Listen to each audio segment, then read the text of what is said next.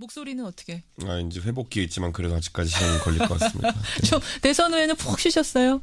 푹 쉬었는데 또 그동안에 또 이제 지역구도 그렇고 밀린 약속들 가고 이러다 보니까 과음을 하기도 하고 과식을 하기도 하고. 오늘까지는 아직 상태가 아직 회복이 썩 된 것 같지 않은 상황. 그나저나 문재인 정부의 닷새간의 일정은 허성무 소장님. 네네. 몇 점이나 주시겠습니까? 저는 좀 후하게 드립니다. A 플러스 95점 정도. 95점. 네네. 야, 5점은 뭐가 빠지는 거예요? 예, 그건 추미애 당 대표하고 이제 관계가 아주 원만해야 되는데 약간 껄끄러움이 하면 노출됐죠. 이제 그 부분은 제가 감점 5점을 드렸습니다. 5점, 95점. 이준석 위원장? 저도 한 95점 드리겠습니다.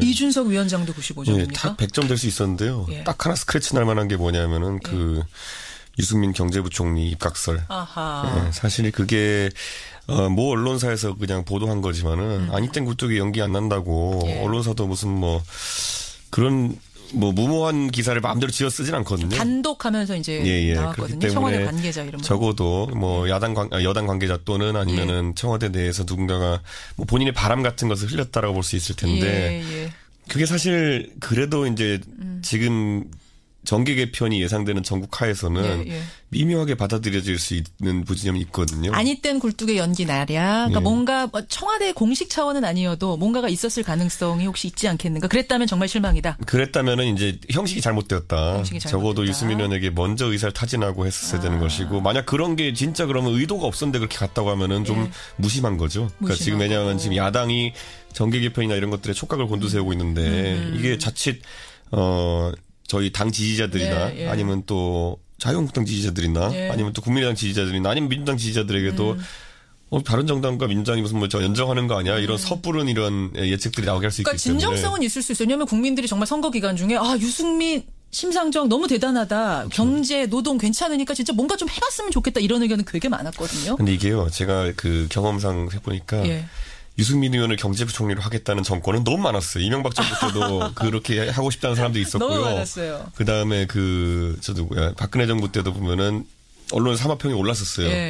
결국은 그런데 안 되더라고요. 안 돼요. 그 성격을 어떻게 대통령이 하겠습니까? 그 성격이 어떤데요? 할 말 다 하고 깐깐하게 이렇게 하는 하고. 성격을 감당하기 힘듭니다. 그래서 결국 안 됐었다. 아니 근데 그 후보의 개인적 성격도 성격이지만 결국은 어쨌든 대선 후보를 했던 사람 아닙니까? 그렇죠. 당이 작다 해도 그럼 이제 같이 경쟁을 한 반열에 있던 사람이기 때문에 쉽지 또 않죠. 그에 걸맞는 그 또 위상이 있어서 그런 것들에 대한 예우가 또 좀 필요하다. 그렇죠. 저희는 그냥 그걸 보고 그냥 뭐 좀 그런 거 좀 하지 말고 좀 조심스럽게 합시다라고 그냥 논평내고 말았지만은 정의당은 거의 난리가 났더라고요. 심상정 그 후보 이제 언급되니까 뭐 나경치 대표 같은 경우에는 강하게 이제 뭐 글을 올리기도 했고. 당이 더 이제 소규모일수록 흔들릴 수 있다 이 말씀이시죠. 그렇죠. 사실 정의당 입장에서는 이렇게 뭐 그런 것에 동조해주면은 스리슬쩍 정체성을 잃어버릴 수 있는 부분이 있기 때문에. 사실은 이제 질문을요. SNS에서 워낙 많이 돌았기 때문에 이런 이게 얘기가 되는 겁니까 하고 제가 질문을 박영선 의원한테 드렸던 건데 그분도 이제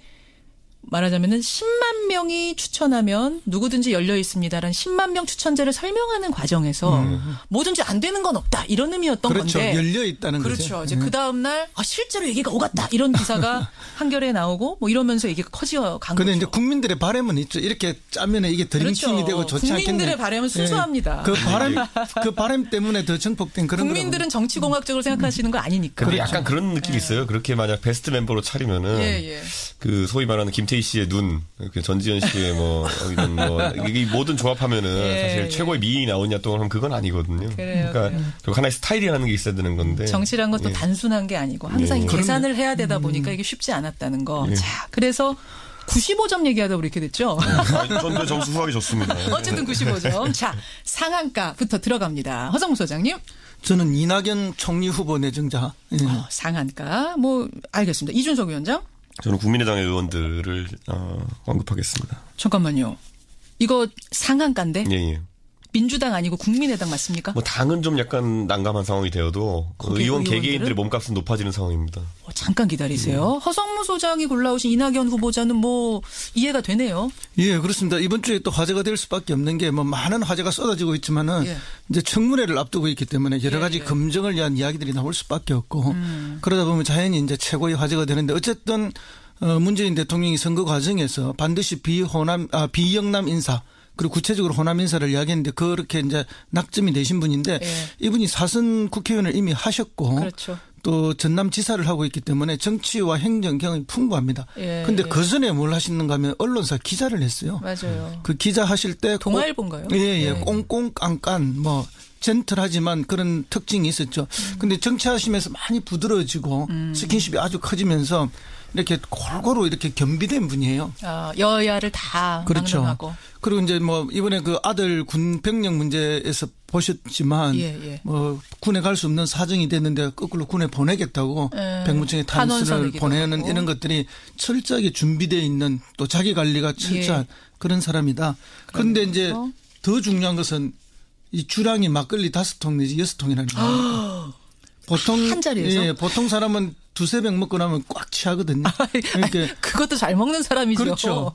그러니까 보통 사람 잘 먹는 사람이 2배 이상의 주량을 갖고 계시니까 이걸 통해서 굉장한 스킨십을 그 지사 때 하고 계셨다는데 이제 물론 술이 뭐 자랑은 아니지만 그게 이제 스킨십을 하기 있는 매개로 쓰시는 건데 그런 소통과 스킨십이 있다면은 총리로서 책임 총리 지금 갈 거 아닙니까?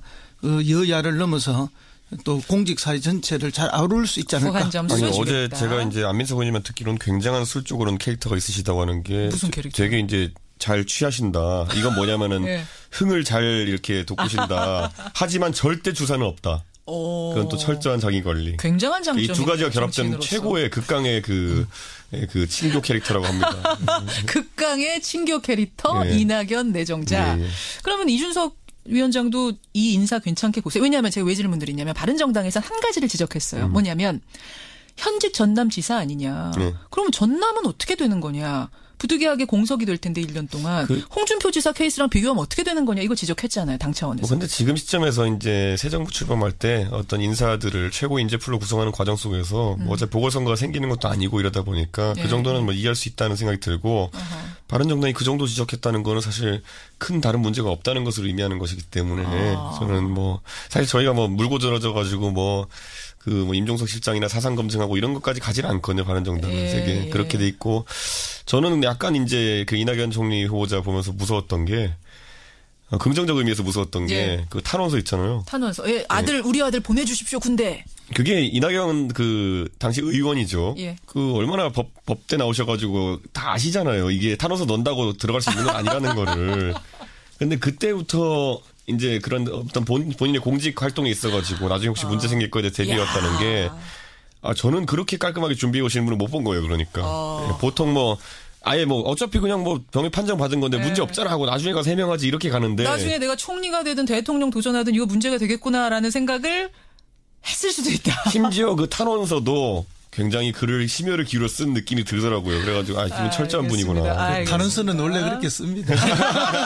그렇게 쓰는 거고 저도 옛날에 남의 탄원서를 굉장히 많이 써준 적이 있습니다. 탄원서 전문이시군요. 30년 전에 어디 있을 때. 그래요.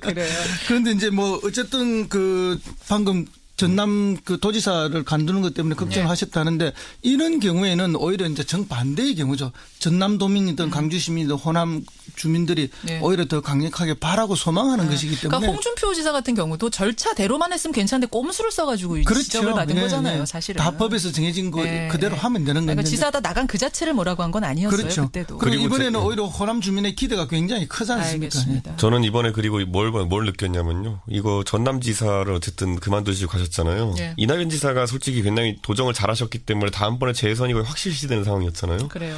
그런데 여기서 이제 이낙연 지사가 빠져줬다는 거는 사실 호남 쪽 이제 현역 의원이나 전현직 의원들에게 던지는 메시지도 큽니다. 내년 지방선거를 앞두고 거기 이제 경쟁을 뛸 수 있는 인사들이 많아졌다는 걸 의미하기 때문에 정치적으로 보면은 약간 일타양피라고 할 수 있는 그런 좋은 수였다. 그래서 아마 이거는 국민의당에 대한 어떤 국민의당 호남계 의원들에 대한 배려 차원일 수도 있다. 의미도 좀 있을 것이다. 국민의당에 왜냐하면 지금 호남 다선 의원들이 좀 있잖아요. 그렇죠. 그분들 같은 경우에는 충분히 이제 민주당으로 와서 지사 레이스에 한번 뛰어볼 만한 가능성도 생긴다. 그런 걸 던지는 더 재미난 게요.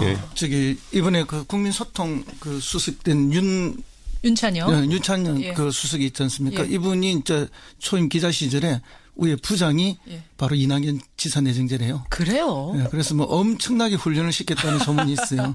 그래서 이제 지금 윤영찬. 관가에 쭉 도는 이야기는 그런 캐릭터가 있기 때문에 이 장관들 책임 장관들이 뽑히면은 총리한테 꼼짝을 못할 것이다. 그런 뭐 지금 벌써 예견이 나오고 있는 상황입니다. 알겠습니다. 청취자 백일선님 아까 이낙연 지사 탄원서 얘기 들으시고 아버지 저한테 왜 이러세요? 아들이 그랬을 거다. 눈물 두 줄기. 아들한테 말해줬겠죠. 너 어차피 이런 데 안 가. 걱정하지 마. 이렇게 얘기했겠죠. 설마 아버지가 이렇게 무심하게 이렇게 하셨으니까. 아니 그렇게까지 강한 나오시면 안 되고. 어쨌든 상한가입니다. 이낙연 지사. 자, 상한가 이준석 위원장은 국민의당 의원들을 뽑아오셨는데 여기는 좀 갸우뚱해요. 상처가 큰 당인데. 그렇죠. 그런데 당이 이제 소위 말하는 국민의당이 지금까지는 우리가 인식하기로 안철수 후보를 중심으로 좀 뭉쳐있는 당이었다. 예. 뭐 그 안에서 계파가 여러 존재한다는 이야기도 있었지만 결국 그걸 묶어주는 건 안철수 후보의 개인의 뛰어난 경쟁력이거든요. 그런데 그것이 이제 일시적으로 사라짐에 따라 가지고 대선이 끝나면서 그래서 아마 지금 90력보다 원심력이 작용할 가능성이 높다. 그랬을 때 민주당 입장에서는 소위 말하는 호남 지역 의원들을 골라받는 것이 지금 정계 개편에서 첫 번째 단계일 것이기 때문에 호남 지역 민주당 의원 중에 뭐 대선 때 아주 열심히 이렇게 뭐 문재인 대통령을 뭐 속된 말로 공격했던 사람들 말고는 다들 내심 기대를 좀 하고 있을 겁니다.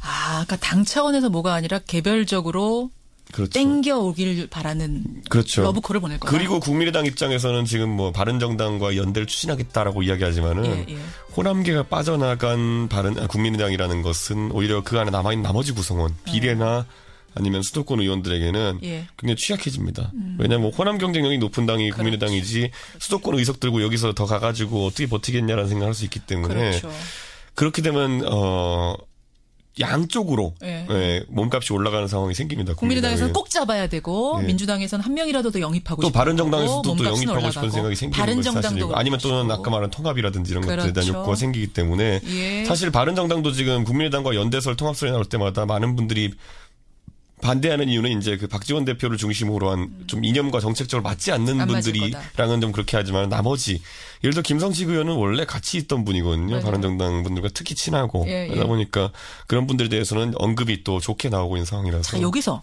정말로 얘기가 오가고 있습니까? 물밑에서? 통합의 논의? 개인 단위로는 그냥 밥 먹다가 그냥 얘기할 수 있겠지만은 이게 당대당으로는 안 될 거고요.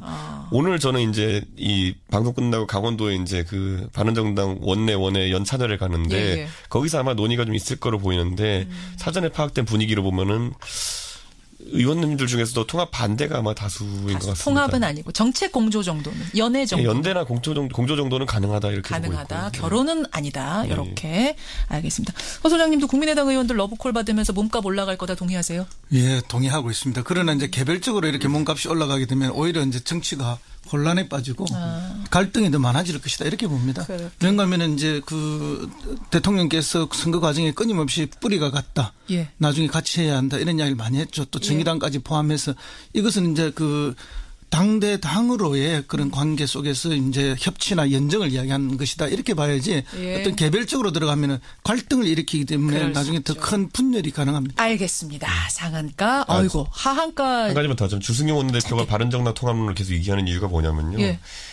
사실 바른정당 들어라 이런 얘기는 아닌 게 평소에 그렇게 바른정당에 대해서 뭐 이렇게 호의를 표시한 적이 없으세요. 뭐 나쁜 마음 표시한 적도 없지만. 맞아요. 그렇기 때문에 이거는 오히려 놀랐어요. 민주당 잘 봐라 이런 것도 의미가 약간 있습니다. 민주당에게 보내는. 왜냐하면 민주당 입장에서는 과반을 달성하기 위해서 국민의당과의 최소 연대가 되게 중요한데 필요하죠.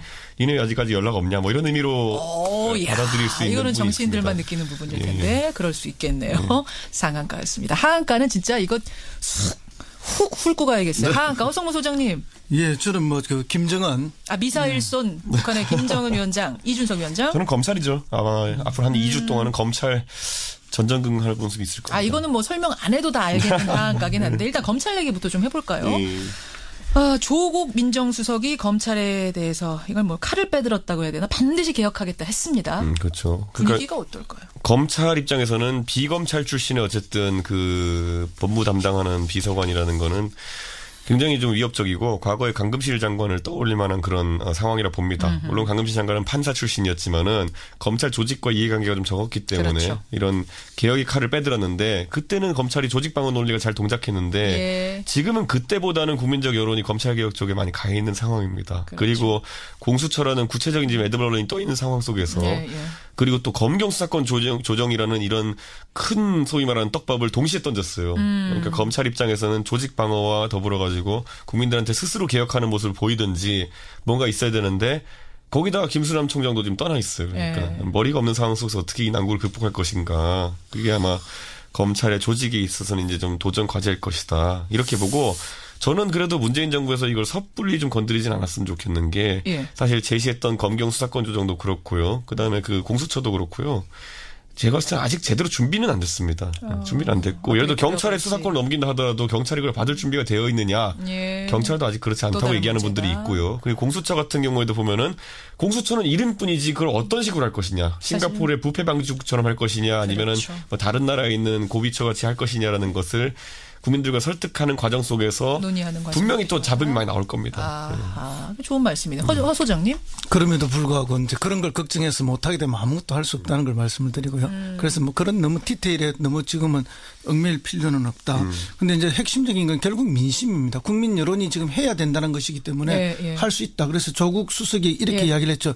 1년 내에 다음 지방선거 하기 전에 해야 된다. 그러니까요. 이 말은 이미 이제 로드맵이 짜여져 있다는 이야기입니다. 그래서 하는데 이제 최악의 경우 검찰의 저항이 있을 수 있는데 그것은 방금 이제 이준석 의원도 이야기했지만은 과거 그때처럼 그런 조직적인 저항을 할 수 없는 상황이 있다. 민심이. 네, 민심이 있고 또 검찰 내부가 그렇고 그렇기 때문에 충분히 가능하리라 보고요. 특별히 저항했을 때 마지막 히든 카드가 또 있습니다. 뭡니까? 헌법 개정할 때 이거를 어떻게 하는가 하면은 지방검찰청장을 직선제로 가는 것을 카드를 던질 수가 있어요. 그러다 보면 검찰 전체가 패닉에 빠지게 되어 있습니다. 이런 다양한 카드가 있기 때문에 이번에 성공할 거다? 성공하고도 남을 거다. 하고도 남을 거다라고까지 단언하셨습니다. 지켜보겠습니다. 허성모 소장의 하한가는 김정은. 미사일을 그게 지금 사실은 분위기가 좋아질 줄 알았는데 미사일부터 빵 쏘고 시작을 했어요. 그래요. 뭐 여러 가지 추측이 있는데 저는 뭐 벼랑끝 전술 중에 하나라고 봅니다. 보는데 어쨌든 지금 국제적으로 보면은 중국이 1대1로 지금 포럼을 막 시작하기 4시간 전에 쏴버렸고 미국하고 북한이 노르웨이에서 막 그 양자회담을 하고 나오면서 쏴버렸고 맞아요. 또 미국의 아시아 담당하고 한국 담당 그 담당들이 백악관의 담당들이 지금 한국에 와서 방미 협상을 하려고 하는 거 아닙니까? 이때 쏜 거 아닙니까? 그죠?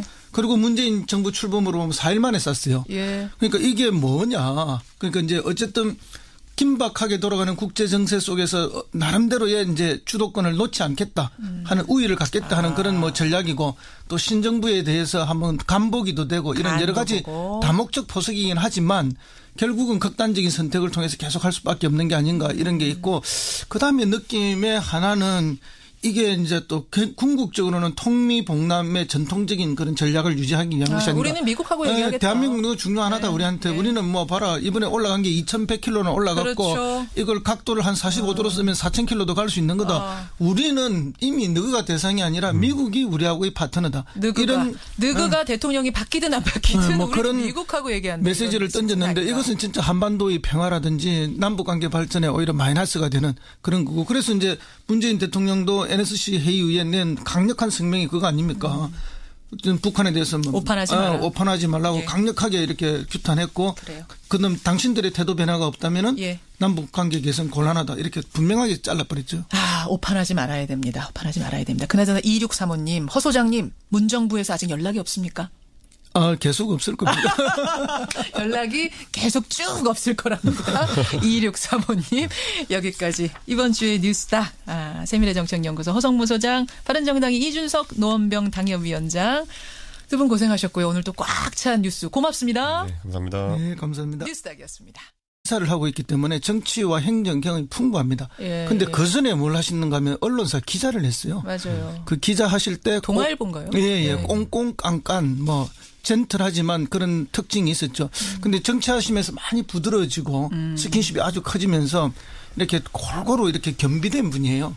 여야를 다 막론하고. 그리고 이제 뭐 이번에 그 아들 군 병력 문제에서 보셨지만 뭐 군에 갈 수 없는 사정이 됐는데 거꾸로 군에 보내겠다고 백무청에 탄원서를 보내는 이런 것들이 철저하게 준비되어 있는 또 자기 관리가 철저한 그런 사람이다. 그런데 이제 더 중요한 것은 이 주량이 막걸리 5통 내지 6통이라는 겁니다. 보통 한 자리에서? 예, 보통 사람은 두세 병 먹고 나면 꽉 취하거든요.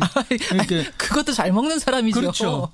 그러니까 보통 사람 잘 먹는 사람이 두 배 이상의 주량을 갖고 계시니까 이걸 통해서 굉장한 스킨십을 그 지사 때 하고 계셨다는데 이제 물론 술이 뭐 자랑은 아니지만 그게 이제 스킨십을 하기 있는 매개로 쓰시는 건데 그런 소통과 스킨십이 있다면은 총리로서 책임 총리 지금 갈 거 아닙니까?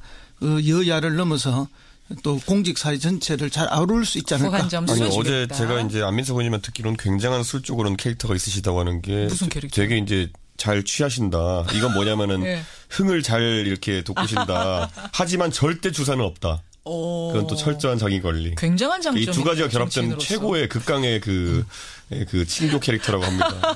극강의 친교 캐릭터 이낙연 내정자.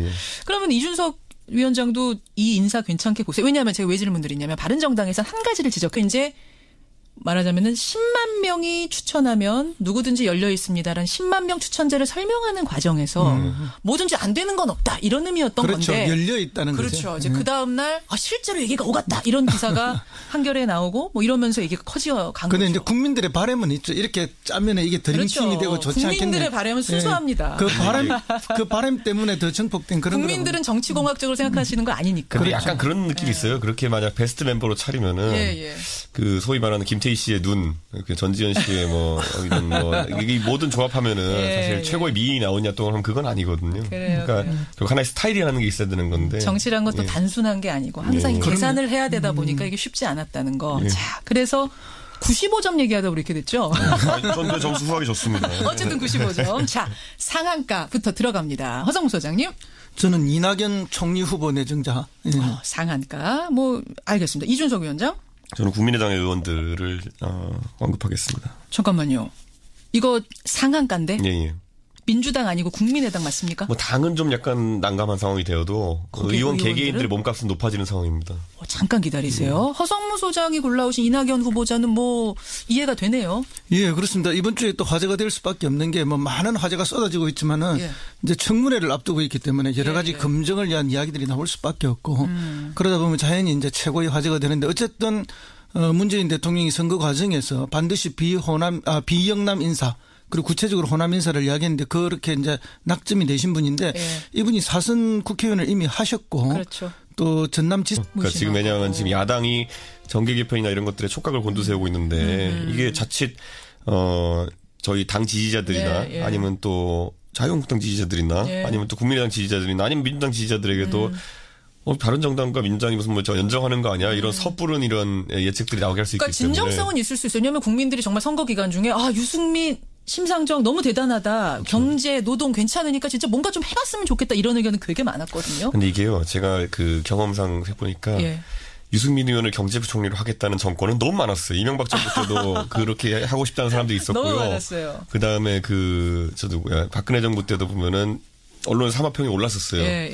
결국은 그런데 안 되더라고요. 안 돼요. 그 성격을 어떻게 대통령이 하겠습니까? 그 성격이 어떤데요? 할 말 다 하고 깐깐하게 이렇게 하는 성격을 감당하기 힘듭니다. 그래서 결국 안 됐었다. 아니 근데 그 후보의 개인적 성격도 성격이지만 결국은 어쨌든 대선 후보를 했던 사람 아닙니까? 그렇죠. 당이 작다 해도 그럼 이제 같이 경쟁을 한 반열에 있던 사람이기 때문에 쉽지 또 않죠. 그에 걸맞는 그 또 위상이 있어서 그런 것들에 대한 예우가 또 좀 필요하다. 그렇죠. 저희는 그냥 그걸 보고 그냥 뭐 좀 그런 거 좀 하지 말고 좀 조심스럽게 합시다라고 그냥 논평 내고 말았지만은 정의당은 거의 난리가 났더라고요. 심상정 그 후보 이제 언급되니까 뭐 나경치 대표 같은 경우에는 강하게 이제 뭐 글을 올리기도 했고. 당이 더 이제 소규모일수록 흔들릴 수 있다 이 말씀이죠. 그렇죠. 사실 정의당 입장에서는 이렇게 뭐 그런 것에 동조해주면은 스리슬쩍 정체성을 잃어버릴 수 있는 부분이 있기 때문에. 사실은 이제 질문을요. SNS에서 워낙 많이 돌았기 때문에 이런 얘기가 되는 겁니까 하고 제가 질문을 박영선 의원한테 드렸던 건데 그분도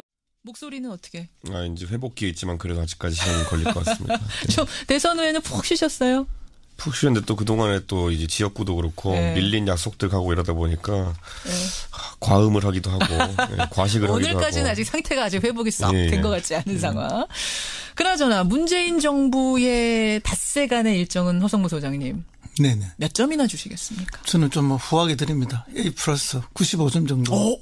95점. 야, 5점은 뭐가 빠지는 거예요? 예, 그건 추미애 당 대표하고 예. 이제 관계가 아주 원만해야 되는데 약간 껄끄러움이 한번 노출됐죠.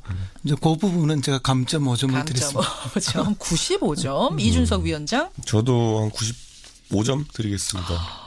이준석 위원장도 95점입니까? 예, 딱 100점 될 수 있었는데요. 예. 딱 하나 스크래치 날 만한 게 뭐냐면은 그 유승민 경제부총리 입각설. 아하. 예, 사실 그게 모 언론사에서 그냥 보도한 거지만은 아니땐 굴뚝에 연기 안 난다고 예. 언론사도 무슨 뭐 그런 뭐 무모한 기사를 마음대로 지어 쓰진 않거든요. 단독하면서 이제 나왔거든요. 청와대 관계자 이름. 적어도 뭐 여당 관계자 또는 아니면은 청와대 내에서 누군가가 뭐 본인의 바람 같은 것을 흘렸다라고 볼 수 있을 텐데 그게 사실 그래도 이제 지금 정계 개편이 예상되는 전국 하에서는 미묘하게 받아들여질 수 있는 부진점이 있거든요. 아니 땐 굴뚝에 연기 나랴. 그러니까 뭔가 청와대 공식 차원은 아니어도 뭔가가 있었을 가능성이 혹시 있지 않겠는가. 그랬다면 정말 실망이다. 그랬다면은 이제 형식이 잘못되었다. 적어도 유승민 의원에게 먼저 의사를 타진하고 했었어야 되는 것이고 만약 그런 게 진짜 그러면 의도가 없었는데 그렇게 갔다고 하면은 좀 무심한 거죠. 됐어요. 뭐냐면 현직 전남지사 아니냐.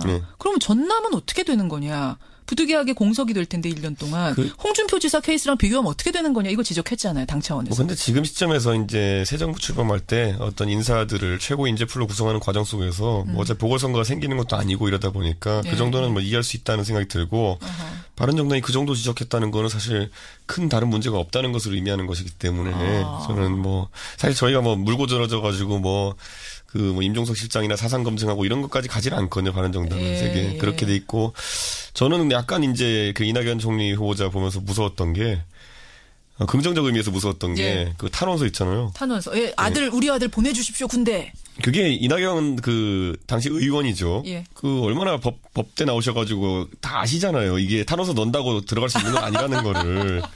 근데 그때부터 이제 그런 어떤 본인의 공직 활동에 있어가지고 나중에 혹시 문제 생길 거에 대해 대비해왔다는 게 저는 그렇게 깔끔하게 준비해 오시는 분을 못 본 거예요. 그러니까 보통 뭐 아예 뭐 어차피 그냥 뭐 병역 판정 받은 건데 문제 없잖아 하고 나중에 가서 해명하지 이렇게 가는데 나중에 내가 총리가 되든 대통령 도전하든 이거 문제가 되겠구나라는 생각을 했을 수도 있다. 심지어 그 탄원서도 굉장히 글을 심혈을 기울여 쓴 느낌이 들더라고요. 그래가지고 이분 철저한 분이구나. 탄원서는 원래 그렇게 씁니다. 그렇게 쓰는 거고 저도 옛날에 남의 탄원서를 굉장히 많이 써준 적이 있습니다. 탄원서 전문이시군요. 30년 전에 어디 있을 때.